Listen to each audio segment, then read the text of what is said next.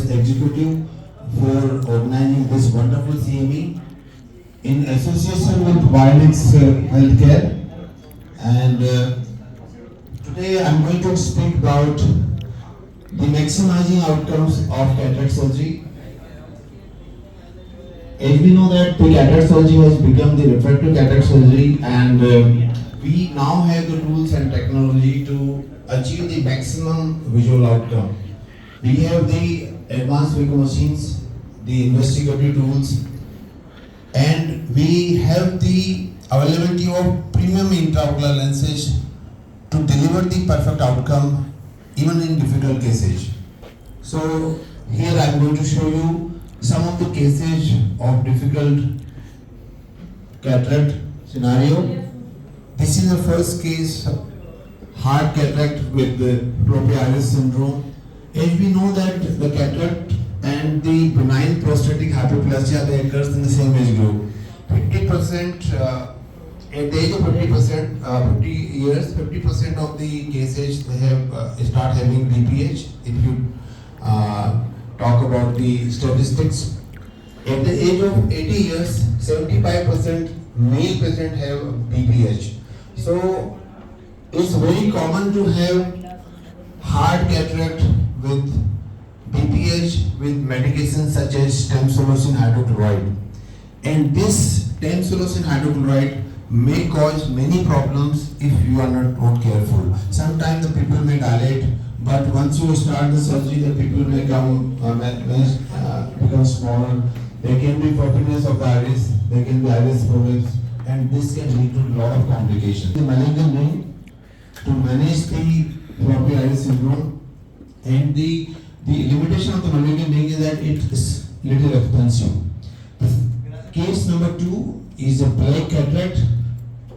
Black cataract have many challenges. Go ahead with the SSCS because it's better to do an uncomplicated SSCS than rather than doing complicated phaco. So in cases of black cataract, I always do this. The PC rent can happen while removing the last piece. And another difficult case scenario is the pediatric cataract. As we know that the pediatric cataract is not uncommon in India and it requires team effort. There are many challenges because PCO occurs in 100% of the eye, so that you need to manage the PCO. In order to manage the PCO, you have to do primary posterior capsulotomy with anterior vitrectomy. And in cases of the unilateral cataract, the surgery can be done at 4 weeks of age. In cases of bilateral cataract, the surgery can be done at 6 weeks of age.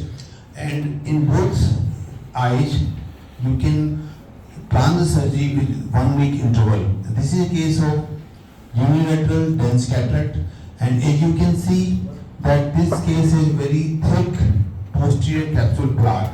So we have carefully done the plaque peeling, and this plaque is if not removed properly, this can cause amblyopia. And once we remove the plaque, we implanted the intraocular lens, and then we did the primary posterior capsulotomy with anterior vitrectomy. In children less than 6 years of age, it's very important to do primary posterior capsulotomy with anterior vitrectomy in order to avoid posterior capsule opacity, because PCO is very common in young age. So it's very important to do primary posterior capsulotomy and anterior vitrectomy. Anterior capsular axis device is that it can achieve the capsular axis in children and in difficult case scenarios such as white cataract. Sometimes we can have the anterior capsular plaque. I have shown the example of posterior capsular plaque. This is an example of dense anterior capsule plaque. Sometimes it's very difficult to remove it. We tried using the vitreous cutter, and then slowly it was possible to remove the anterior capsular plaque. So once you remove the anterior capsular plaque, then you can remove the gummy lens material, and this can be followed by primary posterior capsulotomy with anterior vitrectomy. It's very important to use intracameral triamcinolone in children in order to achieve a quiet eye and to minimize the inflammation. And in children, there is always refractive surprise. So piggyback lens implantation of sulcoflex can be helpful to minimize to address the refractive surprise. So this was a case of developmental cataract where we implanted toric lens, and he came after a few months saying that the child cannot see for near, so we implanted the sulcoflex lens in the sulcus. So pediatric cataract is one of the most challenging scenario and is very important to manage such cases with long-term follow-up. Another case scenario is the white cataract. Is very common in India because of the belief अभी मोतियाबिंद पका नहीं, अभी तो कच्चा है, अभी चलने दो. And sometimes the cataract surgery is not in the priority of the patients, and sometimes they come at end stage when they start seeing nothing. So in such cases, it's very important to perform capsular access. And in this particular case, I used phenocane, intracameral injection of phenocane to achieve the pupillary dilatation. And then staining of the anti-lens capsule is very important. And this is the Z2 nanopulse technology to achieve the capsular access in white intumescent cataract.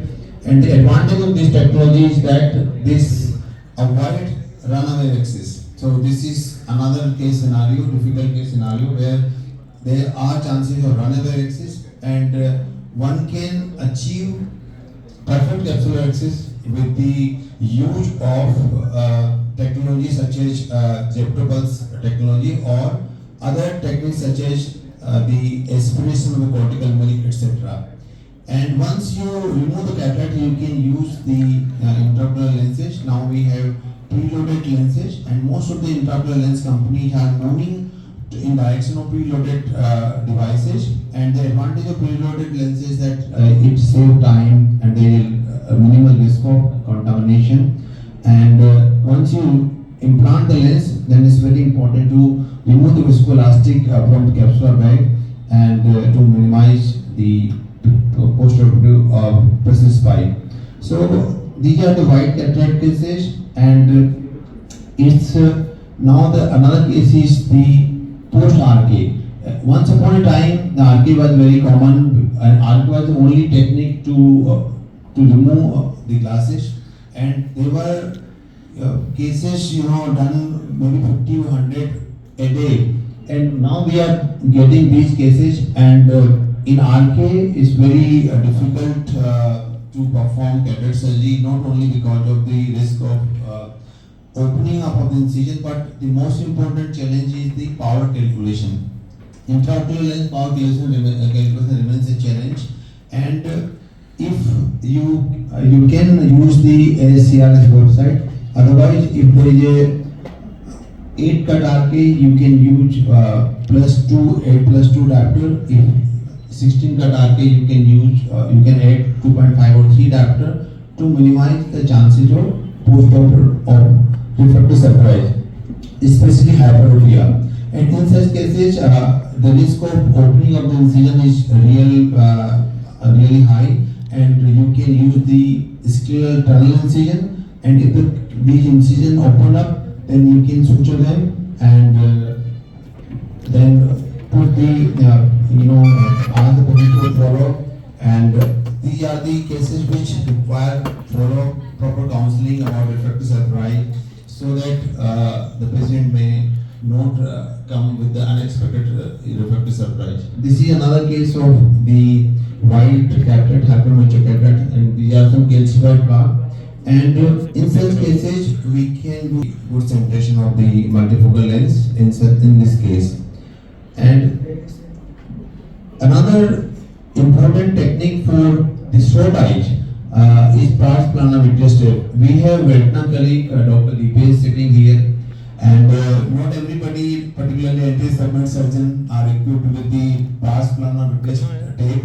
But this is in cases of iris prolapse, and this technique can be helpful to deepen the anterior chamber. We have planted many multifocal, trifocal lenses, but I have come across one case who was not very happy. So I had to explant his multifocal lens. So this case, whenever you explant, this was a myopic case and he was not happy with the multifocal lens. So what I did, I just took it out the lens in the anterior chamber, then implanted the monofocal lens after coating the endothelium with viscoelastic, and then after implantation of the monofocal lens, then I removed the multifocal lens.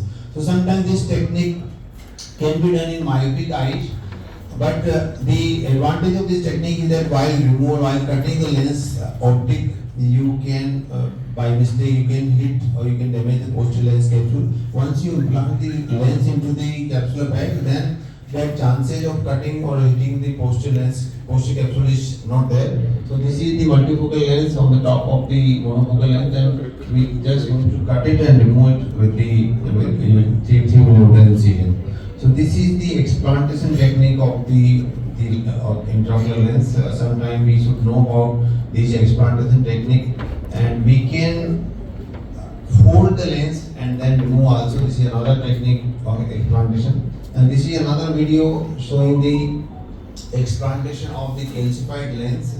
This is the video showing the decentered lens, and this surgery was done elsewhere, and this patient came from Kanpur, and he was complaining of the glare and photophobia and poor vision in the night time. So when I tried to examine him, remove the lens, then the haptic was broken. As you can see, sometime this haptic was broken. So sometimes when we implant the lens using the injector, and we are in hurry and we push the injector, so that time be careful. If the haptic is broken, always take out the lens on the table. So this case, when I removed this was the picture. You can see the haptic was broken on that side.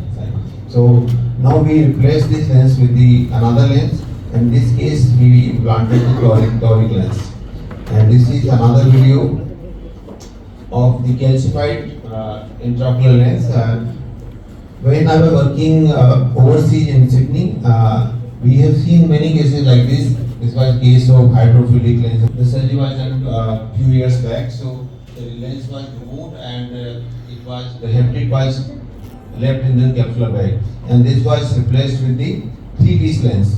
So this was a calcified lens. Sometimes once in a while we come across such cases, and this problem is more common in diabetic cases. So this is the explantation of the calcified lens, and with exchange with the 3-piece lens put in the sulcus.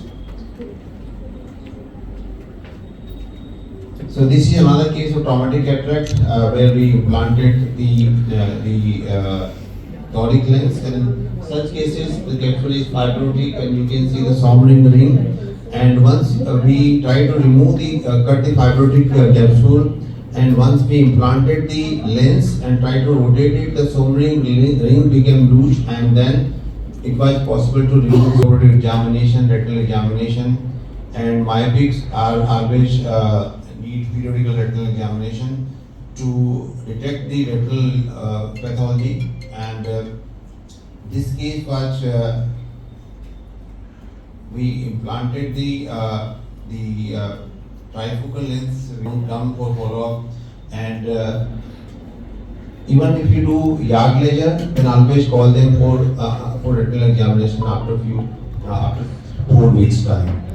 So this is all about I wanted to say today, and once again KDOS team and Vyonics Healthcare, Rashid for organizing this wonderful CME after a gap of few months. Thank you very much.